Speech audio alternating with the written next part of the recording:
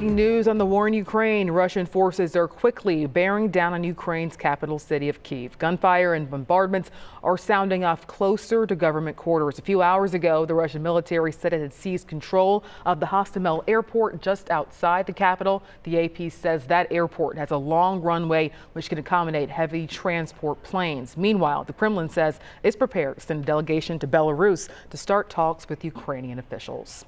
In the meantime, President Biden has been attending a summit with NATO's top leaders to draw a plan on how to respond to the crisis in the days to come. In the last hour, the Council of Europe suspended Russia at Europe's foremost human rights organization. ABC's Zorin Shah says Ukraine is calling for a diplomatic solution with Russia. As the war in Ukraine enters another day, Russian forces moving even further into the capital of Kyiv. Explosions and gunfire going off across the city.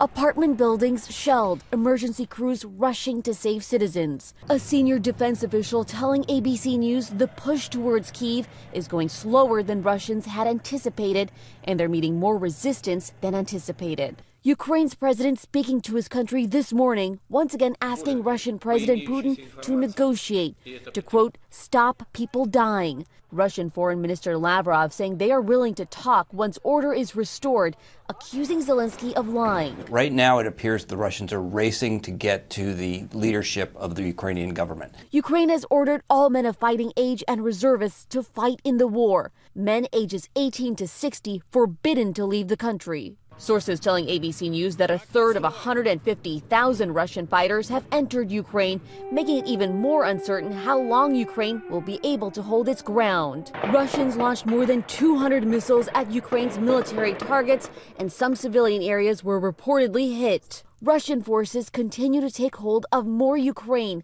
capturing Chernobyl power station, the site of the 1986 nuclear disaster. Many living in Ukraine huddled in underground subways for safety, others desperately trying to get out, choking highways leading out of the country. American citizen Benjamin Bilgahan says his wife and new baby are Ukrainian citizens, unable to leave without the correct paperwork for his child. Just one stupid document. I couldn't get it. The UN Refugee Agency estimates that about 100,000 people have been forced from their homes. That number certain to increase. In Washington, Zorin Shah, ABC News. The tri-state is sending its support to Ukraine as Russian forces move in quickly on the nation's capital. We found the Cincinnati sign at the Duke Energy Center lit up overnight in the colors of Ukraine's flag. And the support continues. At 4 this afternoon, there will be a rally in support of Ukraine held at Brave Park in Loveland. We're told anyone may attend.